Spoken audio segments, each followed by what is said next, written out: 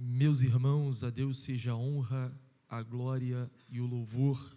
Paz de Cristo Jesus para a igreja. Deus seja louvado. Aproveitando que você está de pé, abra comigo, por favor, a sua Bíblia, no Evangelho escrito por Lucas, no capítulo 5. Evangelho escrito por Lucas, capítulo 5.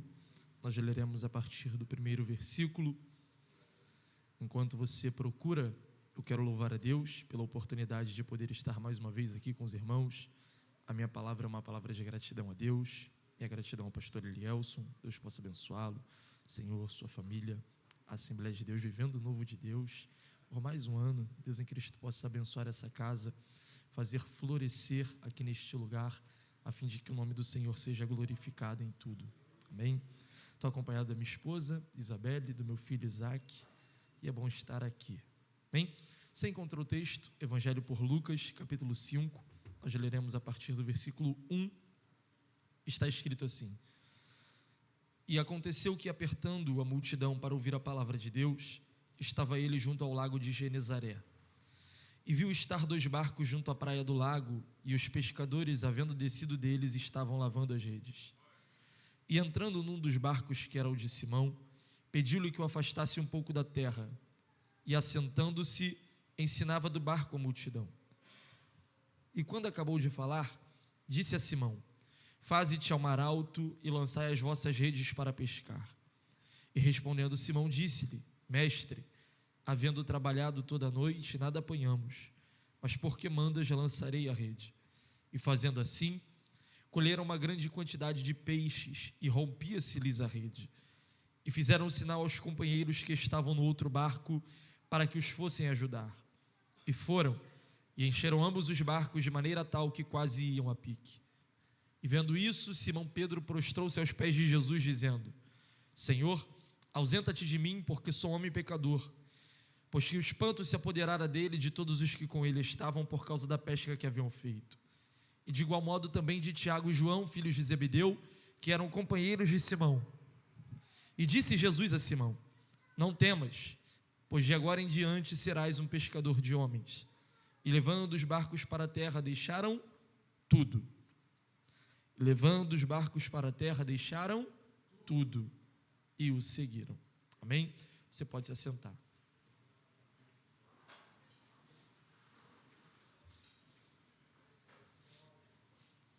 Lucas 5 não é o primeiro contato, mas é o contato mais íntimo, mais pessoal, que Simão Pedro tem com Jesus, pelo menos até essa altura da história de sua vida. Falar sobre Pedro é falar sobre alguém que recebeu grande destaque, grande notoriedade no Novo Testamento. Observando a vida de Pedro pela perspectiva do 2º tratado de Lucas, o livro dos Atos dos Apóstolos, a gente chega à conclusão do quão importante, do quão relevante Simão Pedro foi para o desenvolvimento da igreja primitiva. Embora o pastor da igreja em Jerusalém fosse Tiago, Pedro também recebe grande destaque, grande notoriedade, por ser uma coluna espiritual da igreja. Pedro era inegavelmente uma autoridade espiritual. Pedro era um líder, alguém que Deus havia levantado, capacitado pelo Espírito para conduzir, para liderar, para guiar, dirigir o povo, os primeiros adeptos à mensagem do Evangelho. Pedro era, sem sombra de dúvidas, uma autoridade espiritual. Ele não era só uma autoridade espiritual. Pedro era cheio do Espírito. Isto porque em Atos capítulo 2, no cumprimento de dia de Pentecostes, Pedro estava entre os 120 do cenáculo que foram cheios do Espírito. Então veja que Pedro é uma autoridade espiritual, Pedro é um homem cheio do Espírito, e além disso, Pedro também é um exímio pregador, um instrumento poderoso nas mãos de Deus. Com base nos seus primeiros 2 sermões, o primeiro, a saber, Atos capítulo 2, e o segundo, Atos capítulo 5, a Bíblia diz que no primeiro sermão, 3.000 almas se convertem. No segundo sermão, aproximadamente 5.000 pessoas de bom grado recebem a mensagem do Evangelho e se convertem a Jesus. Pedro era uma autoridade espiritual, um exímio pregador, um homem cheio do Espírito e tinha dons espirituais. Atos capítulo 3, a Bíblia diz que na porta formosa do templo havia um coxo. A Bíblia diz que Pedro estende a mão para esse homem e o levanta. Há registros bíblicos que dizem que o próprio apóstolo Pedro, a sombra de Pedro, era capaz de curar. Então, se nós perguntássemos aqui, quem nessa noite quer atingir esse nível de maturidade espiritual, quem de nós aqui gostaria de viver esse nível de autoridade, ser um exímio pregador, ser cheio do Espírito Santo, ter dons espirituais, de maneira unânime, todos nós diríamos que sim. Espera-se que um crente em Cristo Jesus queira lograr êxito em sua caminhada espiritual, tendo autoridade pelo Espírito, sendo cheio do Espírito, operando milagres, possuindo dons, sendo um instrumento nas mãos de Deus. E Pedro reunia isso tudo em sua personalidade. Mas olhar para Pedro no livro dos Atos dos Apóstolos, ignorando todo um processo até Pedro ser quem chegou a ser, é incorrer no erro de ignorar um fato. E qual? Quem nasce grande é monstro. Eu digo isso para você porque Pedro foi alguém extremamente relevante. Pedro era um diamante, mas precisou ser lapidado, precisou ser moldado, precisou ser tratado. E esse primeiro contato mais pessoal do moldar, do lapidar, acontece justamente aqui em Atos, ou melhor, em Lucas capítulo 5. A Bíblia diz que ao encontro de Jesus com Simão Pedro, parece que cronologicamente esse texto foge um pouco das regras. Sabe por quê? Porque quando Jesus chega, Pedro já estava lá. Jesus chega acompanhado por uma grande multidão. Só que o texto é claro, o próprio apóstolo Pedro diz, o próprio Simão Pedro diz: mestre, havendo trabalhado toda a noite, isto é, na ausência de Jesus naquela localidade, Simão Pedro já havia chegado. Jesus não chega sozinho. A essa altura da história, Jesus já era alguém conhecido. Ele chega acompanhado de uma grande multidão. O texto é claro ao dizer para nós com qual finalidade essa multidão segue Jesus. Não é outra senão esta. Está escrito no versículo 1: apertando para ouvir a palavra de Deus. Jesus não dispunha em seu tempo de um bom microfone como esse, de uma caixa de som. Jesus escolhe um lugar específico, estratégico, para pregar a palavra. O lugar que Jesus escolhe é descrito em Lucas 5 como o Lago de Genezaré. Redobre a sua atenção. Esse mesmo lugar aparece em outros textos bíblicos com outros nomes, mas é o mesmo lugar. Números e Josué chamam esse mesmo lugar, essa mesma região geográfica, de Mar de Quinerite. João 21 chama esse mesmo lugar de Mar de Tiberíades. E Marcos comumente chama esse mesmo lugar de Mar da Galileia. É o mesmo lugar, é a mesma região. Jesus está sendo acompanhado por uma multidão e ele entende que o poder da água tem o poder de fazer a sua voz ser propalada, a fim de que o seu discurso fosse captado por todos os ouvintes que estavam ali. Quando Jesus está caminhando ao lago de Genezaré, está escrito: e viu estar 2 barcos junto à praia do lago. Vamos lá? Quantos barcos Jesus viu? Quantos barcos? Olhe para cá. Existe uma Bíblia de estudo chamada Bíblia de Estudo Dake, que ao longo do tempo foi muito criticada. Há uma nota de rodapé sobre esse texto aqui muito interessante, sabe por quê? Porque o comentarista diz que ali naquele lugar haviam capacidade para pelo menos 4.000 embarcações. Se para 4.000, 3.000, 2.500, isso não importa. O que importa é que a Bíblia diz que Jesus viu 2. Tem capacidade para mais? Pode ser que sim, mas o texto diz que Jesus viu 2. Se a Bíblia diz que Jesus viu 2, ele viu 2. Mas dos 2 barcos que Jesus viu, de quantos ele se utilizou? 1 barco. Era o barco de quem? Pedro. O outro barco que Jesus viu era de Tiago e João, os filhos de Zebedeu, sócios de Pedro na pescaria. Por que é que Jesus, irmão, usa o barco de Pedro e não usa o barco de Pedro e João? Ou melhor, de Tiago e João? Sabe por quê? Porque o propósito específico naquele dia era alcançar a vida de Pedro. E é justamente por isso que Jesus usa o barco de Pedro. A exigência de Jesus é só para Pedro, embora ele tenha visto o barco de Tiago e João. Por que é que Jesus exige só de Pedro? Porque na vida de quem Deus tem propósito, ele exige coisas que não exige de mais ninguém. Não espere que Jesus vá requerer de outro coisas que Ele está requerendo apenas de você, se para aquele dia, para aquele tempo, para aquele momento, para aquela estação, o propósito diz respeito apenas à sua vida. Eu estou pregando para alguém que já questionou o porquê de todo mundo fazer e nunca dar errado, e quando você faz a coisa não dá certo. Sabe por quê? Porque na vida de quem Deus tem propósito, Ele exige coisas que não exige de mais ninguém.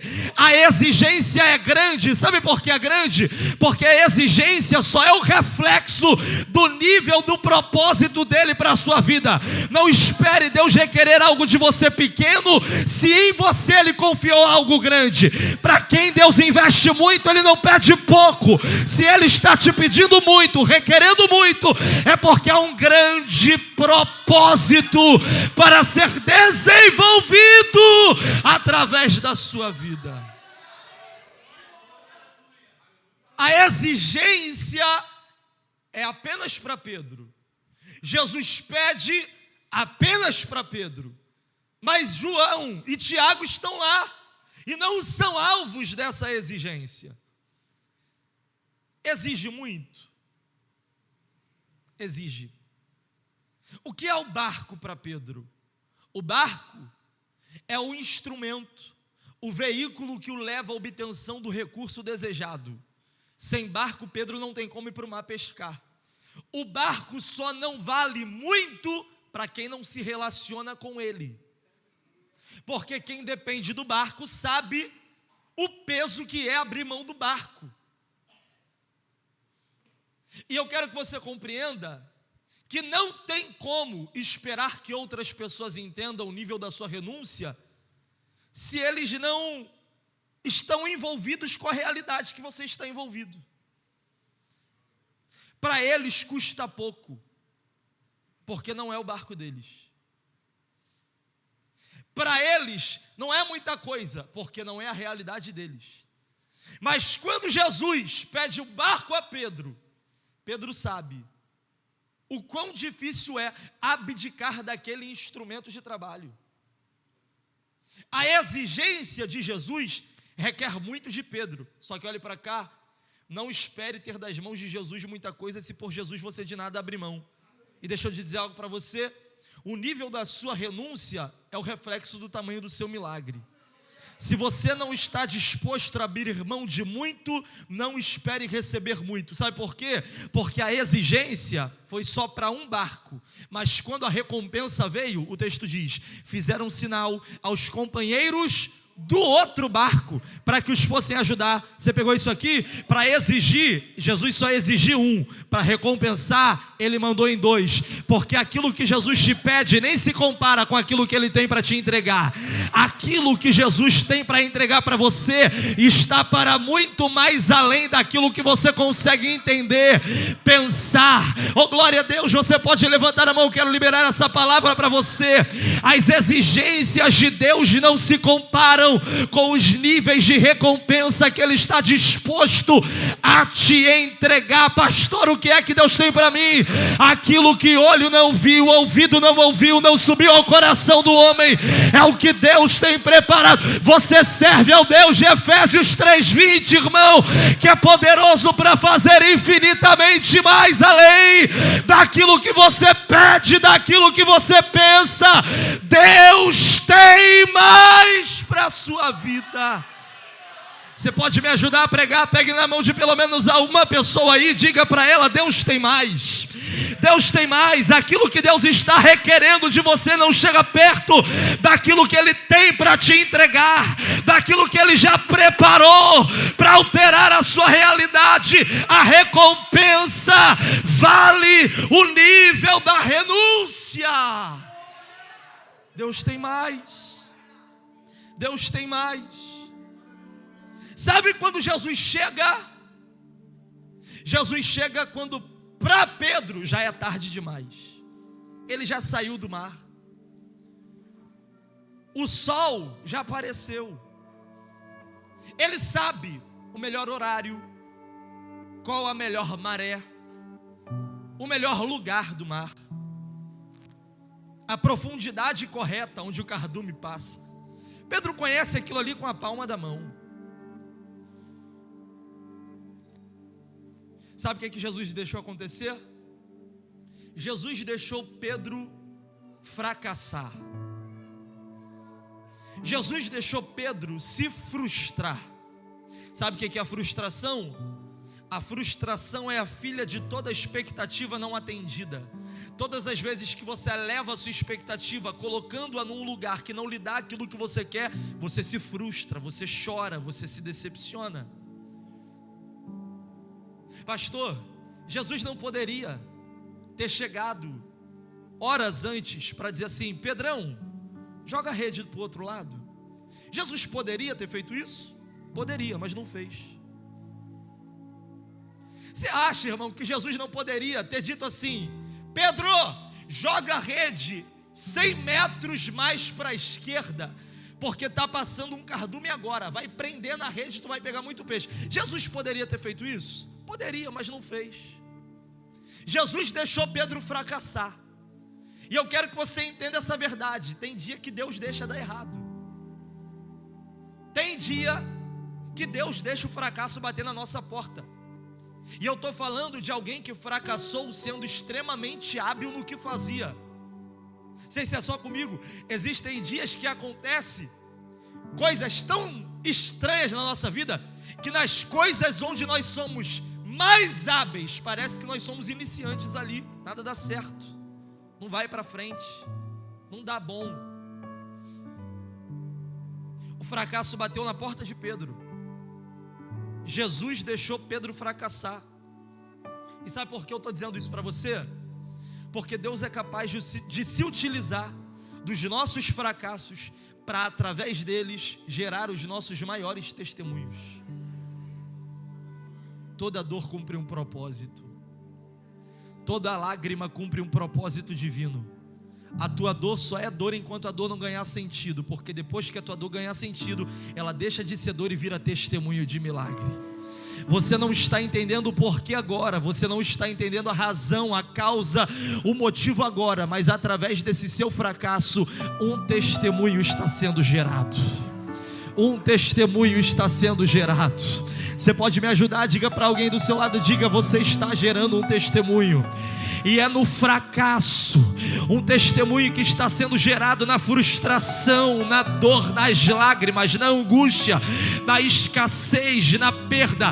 Você está gerando um testemunho. Jesus está chegando na praia do teu lago, se utilizando da sua frustração para dizer: eu sei que você não está vivendo aquilo que gostaria de viver, eu sei que a situação não é a melhor, eu sei que você queria outra realidade, eu sei que você queria outro desenho, eu sei que você queria outra forma, mas eu estou me apropriando da sua calamidade, eu estou me apropriando da sua dor, eu estou me apropriando da sua sua angústia, eu estou me apropriando desse seu cenário de dificuldade para dizer para você que está sendo gerado um grande milagre. O teu Deus é especialista em transformar traumas em milagres. O teu Deus é especialista em transformar dor em testemunho. Você talvez não entenda o porquê agora, mas vai chegar um tempo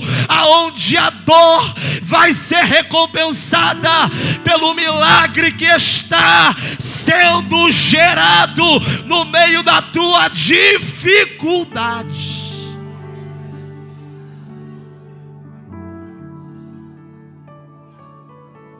É nesse momento, no momento da angústia, no momento do fracasso, que Jesus aparece na vida de Simão Pedro.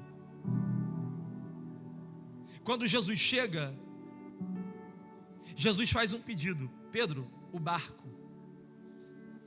O barco, porque eu vou pregar.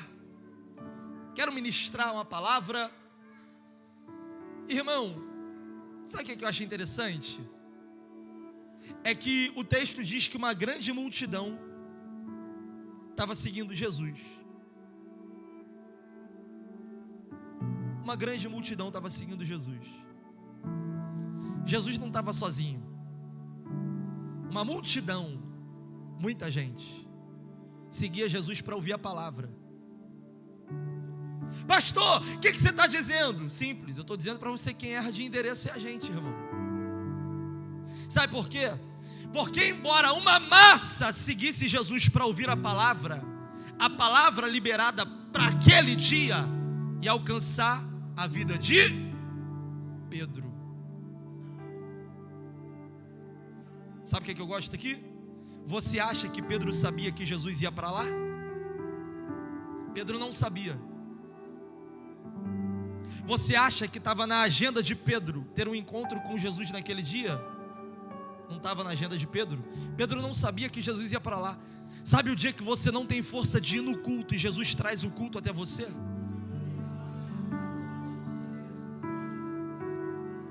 Está acontecendo aqui na vida de Pedro. A fraqueza é tanta, o desgaste é tanto por causa do esforço empreendido na noite anterior, que Pedro talvez não tenha nem força para ir a algum lugar ouvir Jesus. Não estava na agenda de Pedro, mas estava na agenda de Deus. Não estava na agenda do homem, mas estava na agenda de Deus. Não estava no cronograma da terra, mas no cronograma do céu já estava agendado um encontro transformador que mudaria de uma vez por todas a vida e a história de Pedro. Era um dia comum, mas em dias comuns encontros extraordinários acontecem para mudar a realidade da vida de alguém. Era um dia comum, mas na rotina de Pedro, algo estava sendo gerado por Deus para alterar de uma vez por todas a vida daquele homem. Era só um dia comum na vida de Moisés, apacentando os desertos, apacentando as ovelhas no deserto, quando de repente ele viu uma sarça pegar fogo e não se consumir. Era um dia comum, mas num dia comum um milagre extraordinário aconteceu e Moisés teve a vida mudada. Era um dia comum na vida de Pedro, quando ele estava tentando pescar e não pegou nada, até Jesus aparecer e transformar um dia comum em um dia extraordinário. Era um dia comum na vida da mulher samaritana, indo no poço pegar água, até a fonte da água da vida aparecer para ela e transformar um dia comum num dia extraordinário. Era um dia comum no caminho de Damasco, Saulo perseguindo o crente. O que era incomum era uma luz aparecer para ele e dizer: Saulo, hoje eu vim te pegar aqui para transformar a tua vida. Levante a mão e não abaixe a mão, porque em dias comuns como esse, ele alinha encontros que não estavam na sua agenda, não estavam no seu cronograma, mas vai que num dia comum, como de um sábado à noite, em Belfort Roxo, ele alinhou esse encontro para dizer: hoje eu vou te colocar na rota do meu propósito.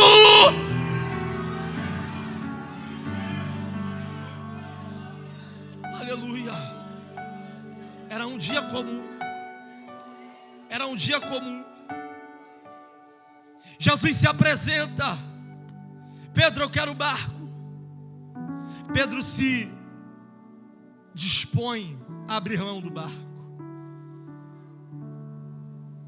Em meio a uma massa, a palavra está alcançando Pedro. Irmão, vê se isso aqui já aconteceu contigo. Você vem para uma reunião como essa, um culto como esse, um culto lotado, um culto cheio de gente. Só que parece que alguém contou sua vida para o pregador. Já aconteceu isso contigo? Aí você diz assim: como é que esse camarada está sabendo o que está acontecendo na minha vida? É que tem dia que o doutor Jesus coloca a gente no divã dele. Ele faz um gabinete com a gente. Eu não sei o que Jesus pregou, não está escrito, mas foi poderoso. O escritor aos Hebreus, ele diz que a fé é produzida no coração do homem por intermédio de uma coisa. O escritor disse que a fé, ela vem pelo ouvir. E ouvir o quê? A palavra.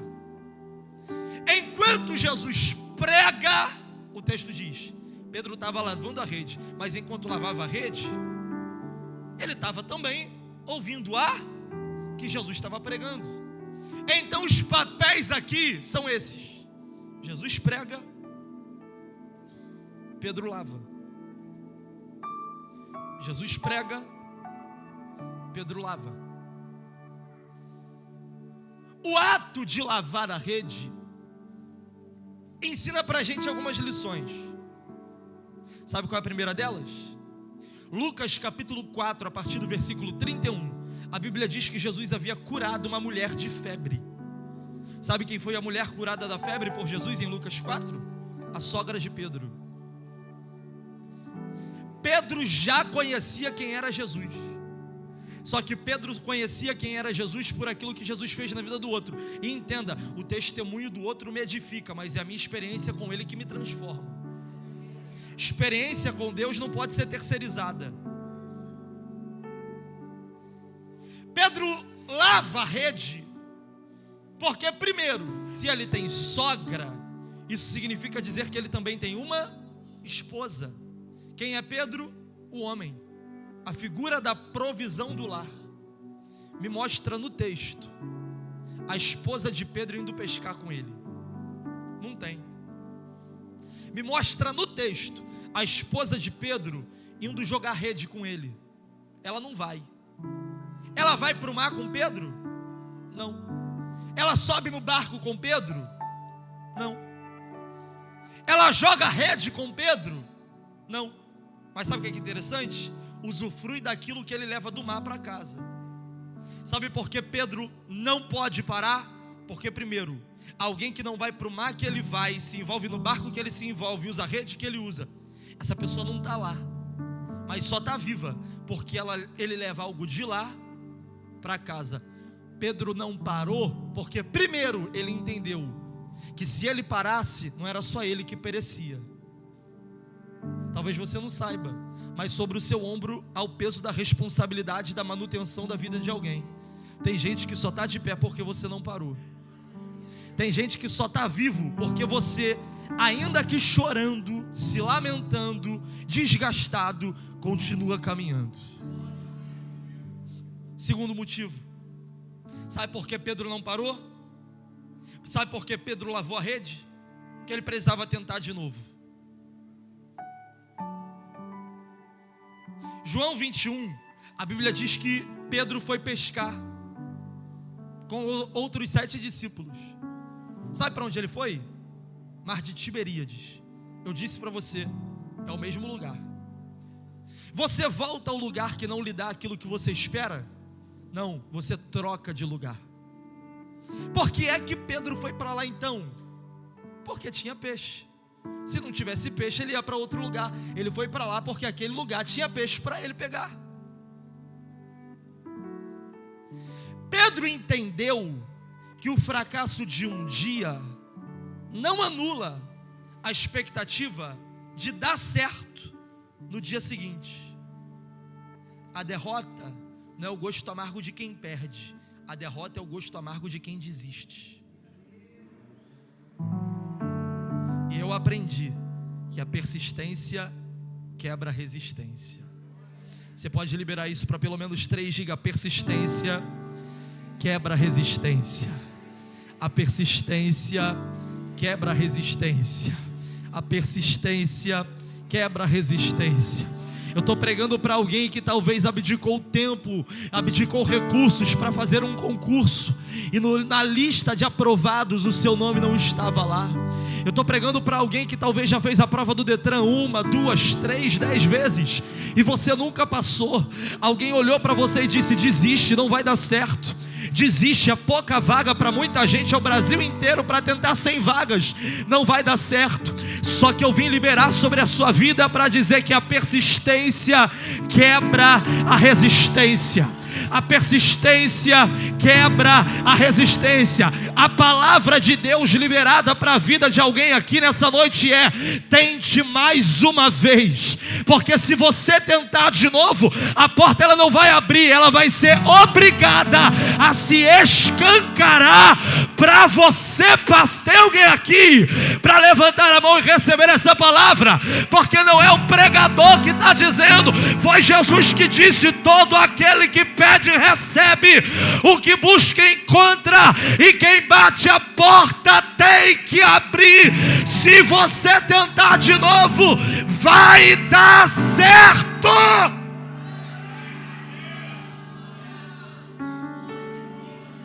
Sabe o que é interessante, pastor Elielson? Tem gente que se fechou por causa de uma frustração. Há quem tenha aposentado as redes por causa de uma decepção. Alguém para a qual eu estou liberando uma palavra, que Deus já tem todo um futuro lindo preparado para você, mas por causa dos teus traumas do passado, você se enclausurou, você se colocou num quarto escuro, e você hoje já não quer abrir as portas para o novo de Deus na sua vida. Só que Deus me trouxe aqui para liberar para você e dizer: tente mais uma vez. Eu sei que o relacionamento que talvez te causou dor, feriu teu coração e te fechou para algo novo que Deus tem para trazer para a sua vida, mas Deus te trouxe aqui para dizer: tente de novo. Eu talvez esteja pregando para alguém que foi na Caixa Econômica para tentar um financiamento de um imóvel, de um apartamento, e deram uma negativa para você, e você se decepcionou, se frustrou, e você não quer mais saber disso. Só que Deus te trouxe aqui para dizer: vai de novo lá e tenta mais uma vez, porque vai dar certo.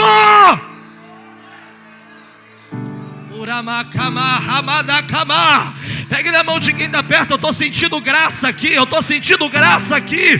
Diga para ele: tente mais uma vez, tente de novo.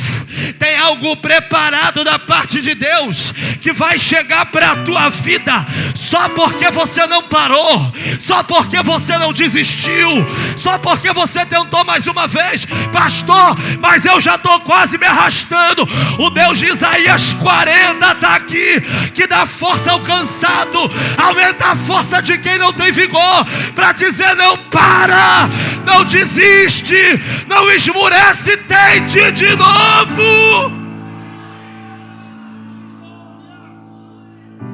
Aleluia. Tente de novo.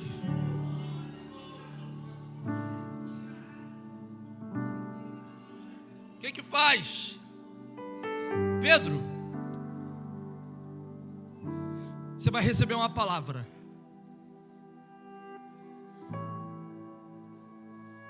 Olha a palavra que Jesus libera para Pedro.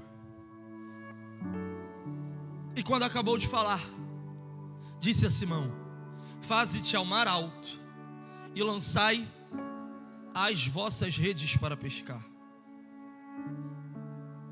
Olha a resposta de Pedro à palavra de Cristo: mestre, havendo trabalhado toda a noite, nada apanhamos, mas sobre a tua palavra lançarei a rede. Onde é que está o problema aqui?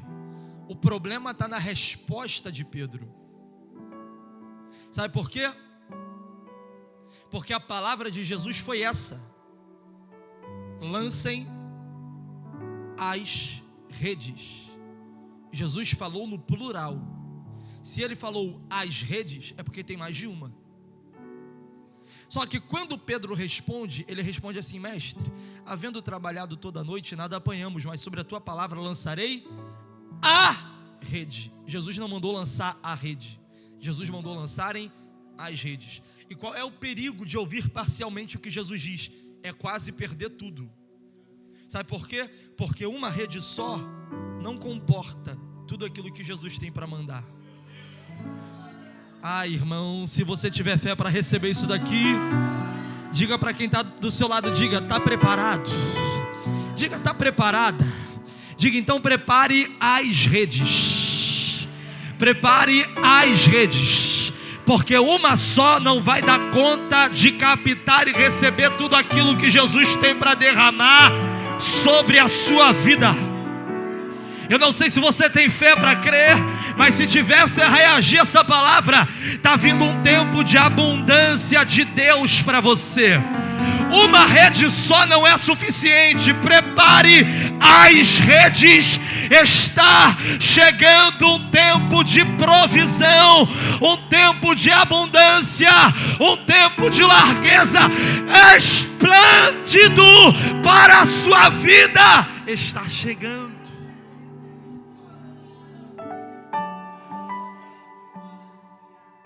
Sabe aonde você vai, Pedro? No alto mar. Irmão, imagina Pedro agora: vou pescar. Vamos para onde, Jesus? E aí Jesus dizendo: Pedro, mar alto. Beleza, lá no mar alto, né? Isso aí. Qual mar? O mesmo. Aí imagina um nó na cabeça de Pedro, irmão. Chamando Jesus aqui no cantinho: Jesus, deixa eu te falar um negócio. Tentei a noite toda, não peguei nada. Vamos para outro mar, porque no outro mar tem peixe. Esse aqui hoje não tem. Jesus dizendo: não, no mesmo mar. E aí Pedro tentando negociar, talvez, quem sabe: ô Jesus, deixa eu falar um negócio. Tentei a noite toda, não peguei nada. E outra, tem uma multidão lá.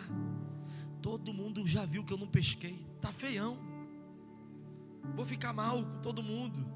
A galera já viu que a rede voltou vazia. Tem como ir para outro mar, não? Jesus dizendo: não, mesmo mar. Sabe qual é a nossa ideia?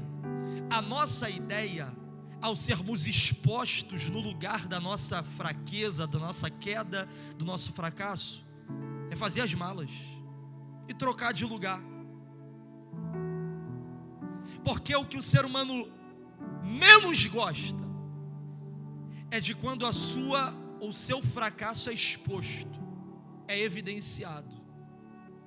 E a ideia de alguém que teve o fracasso exposto, a queda exposta, é fazer as malas, comprar passagem, ir para longe, iniciar uma nova história em um novo lugar, onde as marcas do seu passado não sejam vistas, a fim de que aquele trauma, aquele resquício das coisas que aconteceram lá atrás não minem o seu novo momento.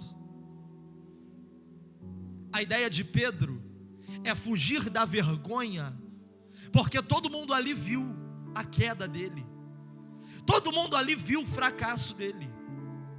O que Pedro quer é o que talvez alguém aqui já desejou. Você foi exposto, viram o teu fracasso, viram a queda, viram a dor, viram a mancha, viram a mácula. Tudo o que você quer é fazer as tuas malas, ir para longe, começar uma nova história sem que ninguém possa apontar o dedo para você e dizer: ali o fracassado, ali quem caiu e que não pegou nada, ali aquela pessoa que deu tudo errado na vida dele. Sabe por quê? Porque quando isso acontece, a gente quer meter o pé, a gente quer ir embora. Só que a proposta de Jesus é fazer com que Pedro fique no mesmo lugar. Jesus não quer ferir Pedro, Jesus quer tratá-lo. E ouça, existem momentos da nossa vida que Jesus só nos trata no lugar da nossa queda. Existem momentos da nossa vida que Jesus só nos restaura no lugar do nosso fracasso. Sabe por quê? Porque tudo que Pedro quer é pegar as malas e ir embora. Só que o que Jesus está dizendo para alguém aqui, nessa noite, é: você não está autorizado, desfaça as malas. Você não está autorizado a sair daqui sem antes ser tratado. Você não está autorizado a sair daqui sem antes ser moldado. Sabe por quê? Porque se eles viram a tua rede vazia, eles também vão ter que ver o peixe pular na tua rede. Está chegando um tempo para a vida de alguém aonde a recompensa será tão grande, mas tão grande, que em lugar de vergonha, dupla honra Deus trará para a sua vida. Não se ausente desse lugar. No mesmo lugar, Pedro joga a rede. O texto diz: muito peixe. Irmão, isso é lindo, porque olha o contraponto da vida de Pedro. No começo, nenhum peixe. Agora, muito peixe. Só Deus faz isso, né? No começo nada, agora muito. Você está aqui? Amém? Ouça isso aqui. No começo, nada de peixe. Agora, muito peixe. No começo, nada. Agora, muito. No começo, nada. Agora, muito. Vamos lá? No começo, agora. No começo, agora. Essa história termina com peixe ou sem peixe? Sem peixe. Sabe por quê? Versículo 11. Está escrito assim: e levando os barcos para a terra, deixaram, e tudo é tudo, até peixe. Sabe por quê? Porque Pedro sabe pescar peixe, mas Jesus sabe pescar Pedro. Jesus sabe como lançar a rede e te fazer entrar nela. Então existem vezes que Deus vai te dar o peixe só para saber se você vai ficar com o peixe ou se você vai querer continuar caminhando com ele. E é aqui que Jesus revela a Pedro o seu propósito de vida. Um célebre escritor, um homem chamado Myles Munroe, ele disse certa feita que o maior fracasso da vida, ou a maior dor da vida, não é a morte, é uma vida sem propósito. É você passar por aqui e não saber para qual fim, para qual razão. Jesus te colocou nessa terra, o Pai te colocou aqui. Qual é o propósito da vida de Pedro? Jesus revela agora. Ele disse: não tenha medo, porque de agora em diante você será um pescador de homens. Então o propósito de Jesus para a vida de Pedro foi para que Pedro se tornasse um pescador de homens. Pescador Pedro já era. Jesus não mudou a aptidão natural, Jesus mudou o produto final da pesca. Antes pescava peixe, agora vai pescar homens. Sabe o que é interessante? Você acha que Pedro ficou ruim como pescador de peixe? Ficou não, irmão. Sabe por que eu estou dizendo isso? E eu encerro. Porque existem dois textos que dão o número de peixes que Pedro pescou em 2 vezes indo lançar a rede. O primeiro texto, Mateus 17. Questionado acerca do tributo, Jesus disse para Pedro: Pedro, vai no mar, leva um anzol, lança um anzol na água. O primeiro peixe que subir, pega o peixe, abre a boca do peixe. Dentro da boca do peixe tem uma moeda. Paga o meu tributo e o seu. O primeiro saque da história, não foi nem na boca do caixa, foi na boca do peixe. Forte, né? Em Mateus 17, Pedro não pescou com rede, Pedro pescou com anzol. Quantos peixes Pedro pegou? Um peixe. Um peixe. O segundo texto é João 21. Pedro foi pescar com outros 7 discípulos. Jesus apareceu na praia e disse: joga a rede do lado direito do barco. Pedro jogou. O texto diz que ele pescou 153 grandes peixes. Faz a soma. Mateus 17, Pedro pescou. João 21, Pedro pescou 153. 153 mais 1, 154. Como pescador de peixe, Pedro era bom, sim ou não? Funcionava, era bom. Só que o propósito de vida de Pedro não era ser pescador de peixe, era ser pescador de homens.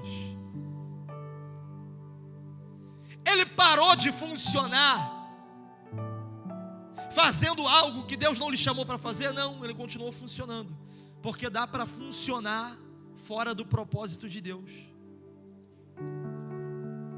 Dá para funcionar fora do propósito de Deus. Mas dentro do propósito existem 2 textos. Quantos textos? Que dizem a quantidade de almas que se converteram depois que Pedro entendeu qual era o seu propósito de vida. O primeiro, Atos capítulo 2, Pedro pregou e o texto diz 3.000 almas. O segundo texto, Atos capítulo 5, Pedro pregou, o texto diz 5.000 almas. Fora do propósito, Pedro pescou 154 peixes. Dentro do propósito, Pedro pescou 8.000 almas. Fora do propósito, você funciona. Dentro dele, você flui. Deus tem algo para fazer na sua vida, e é só dentro do propósito que os resultados aparecerão.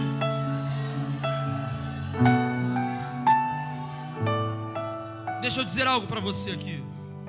Deixa eu lhe dizer algo. Deus criou o homem com um propósito. Sabe qual? Se relacionar com Ele. Em Gênesis 3, no dia ou na hora da visitação, Deus foi ao Éden. E Ele perguntou: Adão, onde você está? Irmão, tem lógica. Deus é onisciente, Deus é onipresente, sabe de tudo, está em todos os lugares. Você acha que Deus não sabe onde Adão está? Deus sabe. A pergunta de Deus não tem a ver com a localidade física de Adão. O que Deus está visitando é o lugar do propósito de Adão, e não o encontrando lá. É por isso que Deus pergunta: Adão, onde é que você está? Que eu estou aqui no lugar do propósito que eu te criei, você não está aqui. E a pergunta é: se hoje Deus visitar o lugar do seu propósito, Ele te encontra, ou você está ocupado fazendo outra coisa? Se hoje Deus olhar para o púlpito, Ele acha o pregador que Ele te chamou para ser, ou você está ocupado fazendo outra coisa? Se hoje Deus olhar para o ministério de louvor, Ele acha o cantor, a cantora que Ele te levantou para ser nesse tempo, ou você está ocupado fazendo outra coisa? Eu estou pregando para alguém que talvez está tentando se esconder atrás de um projetor de uma igreja, trabalhando na mídia, quando na verdade Deus te chamou para estar na frente dEle, fazendo outra coisa. Eu sei que dentro de cada especificidade, você tem o seu talento, você tem o seu projeto, só que Deus te trouxe aqui para te despertar. E eu quero crer que as pedras não vão precisar clamar no seu lugar, porque hoje Deus está visitando o lugar do seu propósito, e Ele está querendo te alinhar para te encontrar nele. Você pode ficar de pé.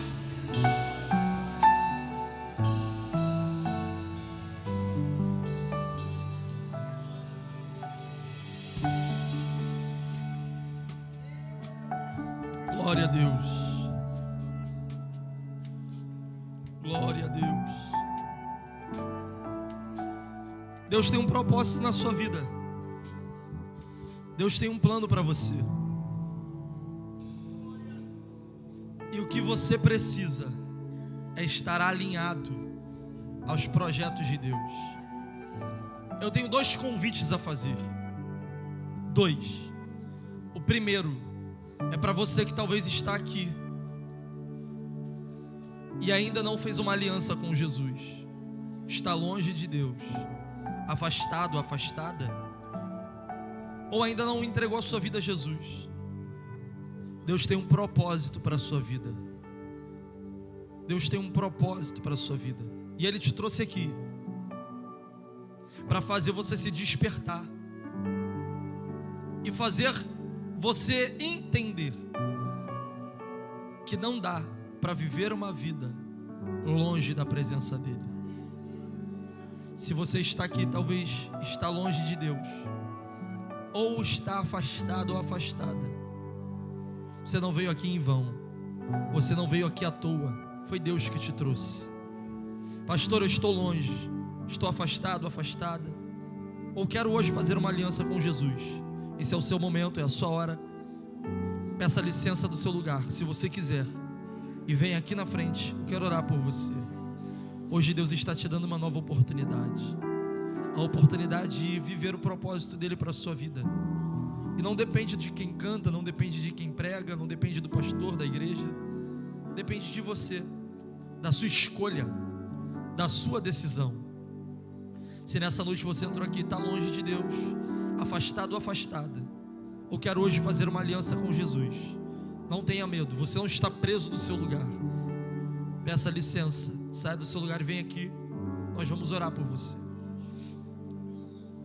O segundo convite, talvez, é para você que já serve a Deus,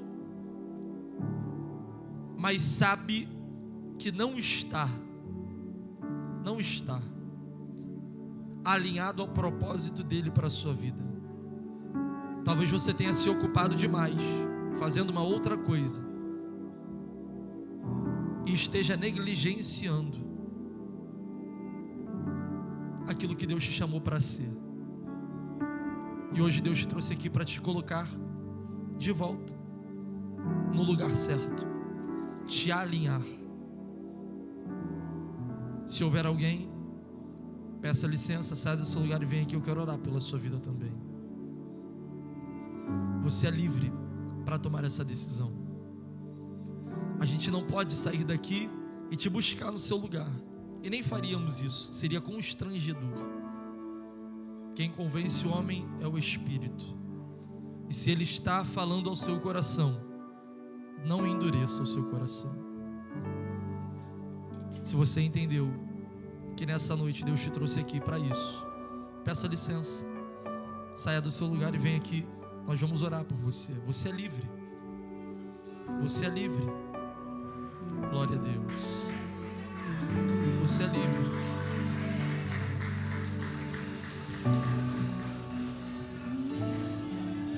Se houver mais alguém, peça licença, sai do seu lugar e vem aqui, nós vamos orar por você.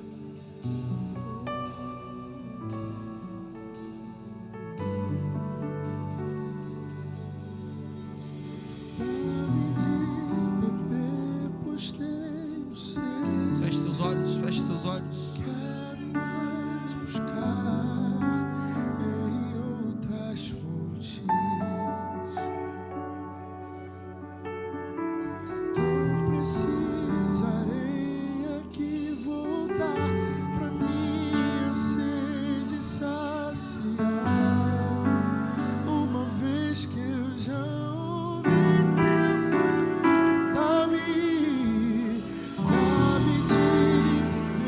Enquanto isso, se você quiser, vem aqui na frente, nós vamos orar por você. A oportunidade está aberta. É a oportunidade que muda a sua vida. É a oportunidade que muda a sua história.